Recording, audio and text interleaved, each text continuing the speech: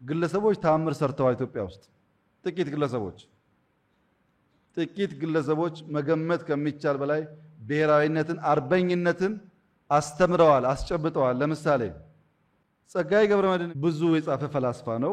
ግን ጴጥሮስን በሚመለከት ያችን ሰዓት ብሎ የጻፈው በኋላም ቲያትር የሆነው ጴጥሮስ ለኢትዮጵያ ፍሪደም ተሰውተዋል፣ ተገለዋል ከሚለው ታሪክ በላይ ምስል በሚመስል መንገድ በሚያሳይ መንገድ ያንን ጀብድ ያንን ጀግንነት አጉልቶ ያሳየው ጸጋዬ ገብረመድህን ነው።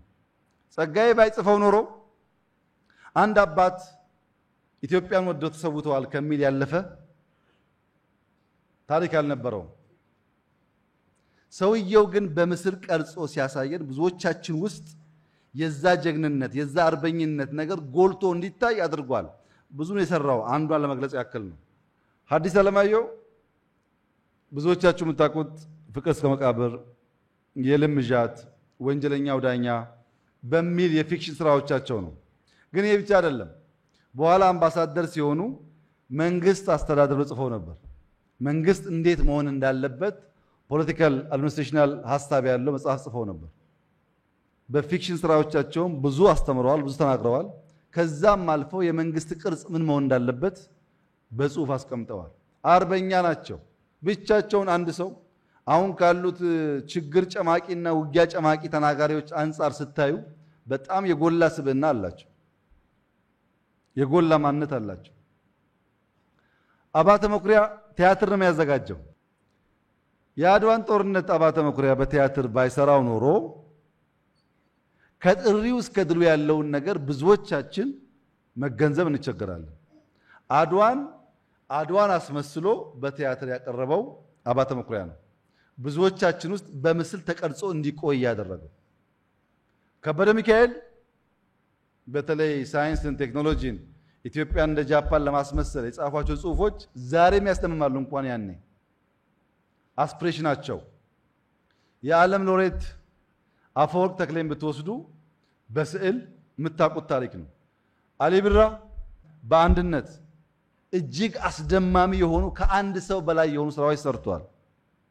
ከአንድ አርቲስት በላይ የተሰጠህ ገብቶ ሲዝንህ ገብቶ በእምነት ብትሰራ ልክ እንደነዚህ ሰዎች የአርበኝነት ምሳሌ ሆነ ብሔራዊነትን የምትገነባ ሀገር የምታጸና መሆን ትችላለህ። ባይሆንስ ተባሉ፣ ተጠባደቡ፣ ተሰዳደቡ እያልክ ደግሞ አሁን እንዳሉ መሆን ትችላለህ። ምርጫው ያንተ ነው። እነዚህን ደግሞ እንመልከት። አርበኞች ናቸው። ምሩጽ ይፍጠር፣ ኃይሌ፣ ቀነኒሳ፣ ደራርቱ። እነዚህ ሰዎች ከሰፈራቸው፣ ከብሔራቸው፣ ከሀገራቸው አልፎ ለአፍሪካ ኩራት ናቸው። ድንበር የተሻገረ ማንነት አላቸው። ስታዩቸው ብዙ የተለየ አይደለም፣ የአርሶ አደር ልጆች ናቸው። የሰሩት ጀብድና ተአምር ግን ከሀገር ያልፋል። በአንተ ወረዳ፣ በአንተ ዞን፣ በአንተ ክልል ከሀገር ያለፈ ምሳሌ ቢኖር ሰው ባይራብ፣ ባይጠማ፣ ባይፈናቀል በስምምነት በፍቅር ቢኖር ሁላችን እንደዚያ ወረዳ፣ እንደዚያ ዞን፣ እንደዚያ ክልል እያልን የምንማርበትን ነገር ትፈጥራለህ ማለት ነው። አርበኝነት ከራስ የተሻገረ ሰዋዊ ማንነት የተላበሰ ለሰው ሁሉ የሚራራ የሚከፈል የሚሰጥ የሚያንጽ የሚያቆም ማለት ነው። ይሄ ብዙ ሀብት ብዙ በጀት አይፈልግም። እነዚህ አርበኞች ናቸው። በጾታ ሴቶች ናቸው። በዩኒፎርም እንደምታዩት የተሸመነ አቡጀዲ ምናምን የለበሱት። መሳሪያ ቁሞ ጠብቀኝ ነው። ሰውነታቸውም ወፈር ወፈር ያለ ነው። የወታደር ቅርጽ የለውም። ጉዳዩ እዚህ ነው። ልባቸው ሙሉ ለሀገራቸው የተሰጠ ነው። ልብሳቸው አይዛቸው፣ ጫማቸው አይዛቸው፣ ጸጉራቸው አይዛቸው፣ ቁሞ ጠብቀኝ አይዛቸው። በልባቸው ብርታትና ጥንካሬ ምክንያት የጸናች ኢትዮጵያን ለማየት ራሳቸውን ለመሰየፍ ለመስጠት የተዘጋጁ ናቸው። አርበኝነት በፕሪኮንዲሽን በተመቸ ጉዳይ ውስጥ ያለ ነገር አይደለም። ሲመች የምታረገው ሲከፋ የምትተው አይደለም። አንተ ሰው በመሆን የምታረገው ነው። የተፈጠርከው ለማንነጽ፣ ለማልማት፣ ለማሳደግ ከሆነ እሱን ሁን እንጂ አንተ ያልሆንከው ማንነት ሰው አይተህ ከሆንክ ሉዘር ነህ ማለት ነው። ይሄ በሁሉ ይገለጻል። ይሄ የሰላም አርበኝነት ነው። በጋሞ ህዝብ አርባ ምንጭ የተፈጸመ ነው። አይመችም። አካባቢው እኮ ስድብ ላይ ነው፣ ጩኸት ላይ ነው፣ ስሜት ላይ ነው ያለው። ግን ቆራጥ አርበኞች የለም ሰላም ይላሉ። የሰላም አርበኛ ማለት ሲመች ሳይሆን በማይመች ሁኔታ ውስጥ ቆመ ሰላምን መንዛት መስበክ ማለት ነው። ይሄ ሰውዬ ታውቁታላችሁ፣ ካርል ይባላል። ኦስትሪያዊ ጀርመናዊ ሰው ነው። መቼም ለኢትዮጵያውያን የሰራው ተአምር የሚገርም ነው። ከ4 እስከ 5 ሚሊዮን የሚጠጉ ሰዎችን የነካ ሰፋፊ ስራ ሰርቷል። በዘሩ፣ በሃይማኖቱ፣ በከለሩ፣ በምኑ ከኛ ጋር አይመሳሰልም።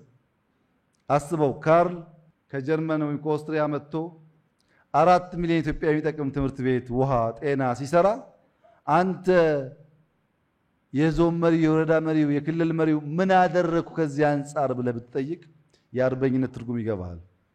ይሄ በማያገባው ሀገር አቋርጦ መጥቶ ይሄን ሁሉ ተአምር ሲሰራ አንተ ግን ከራስ ክልል ተሻግረህ እዛ ያለው ወንድምህን ለመርዳት ከራስ ዞን ተሻግረህ እዛ ያለ ዞን ለመርዳት የምትቸገር መሆን የለብህም። አርበኝነት ሲተርፍህ አይደለም፣ ሲበቃህ አይደለም፣ ሲመችህ አይደለም፣ ከማይመች ቆርሶ መስጠት ነው። እነዚህ ሁለት ሰዎች ስንት ደሃ፣ ስንት የወደቀ የተሰበረ ሰው እንዳገዙ፣ እንደረዱ፣ እንዳቆሙ፣ እንዳጸኑና እያንዳንዳችን በእነሱ ቦታ ሆነን ብናይ ደግሞ የአርበኝነት ትርጉም ይገባናል። ሲመች ሲደላ አይደለም። የአርበኝነት አዕማዶች 6 ናቸው። መታመን፣ መውደድ፣ መቅናት፣ መሰጠት፣ መጣበቅና መከላከል ናቸው። በእንግሊዝኛ እንዲቀላችሁ ብዬ ዘሳድል ብየዋለሁ። ዘሳድል ማለት ለሀገር ለህዝብ ታማኝነት ሎያሊቲ ነው። ሀገርና ህዝብን መውደድ ላቭ ነው። ለሀገር ለህዝብ መቅናት ዚል ነው። መሰጠት ዲቮሽን ነው። መጣበቅ አታችመንት ነው፣ አታችድ መሆን ነው። ድጋፍ ተከላካይ መሆን ሰፖርት ኤንድ ሴፍ ጋርድ ማለት ነው። ስለዚህ ዘሳድል የሚለው ዚልን ለሀገርና ለህዝብ ቅናትን፣ ኤስ ደግሞ ሰፖርትን ሴፍ ጋርድ ማድረግን፣ ኤ ደግሞ የአታችድ መሆንን መጣበቅን፣ ዲ ዲቮሽንን፣ ኤል ደግሞ ላቭና ሎያሊቲን ይገልጻል። አዕማዱ እነዚህ ናቸው። እነዚህን ምሰሶዎች የያዘ ሰው ወደ አርበኝነት ማደግ ይችላል።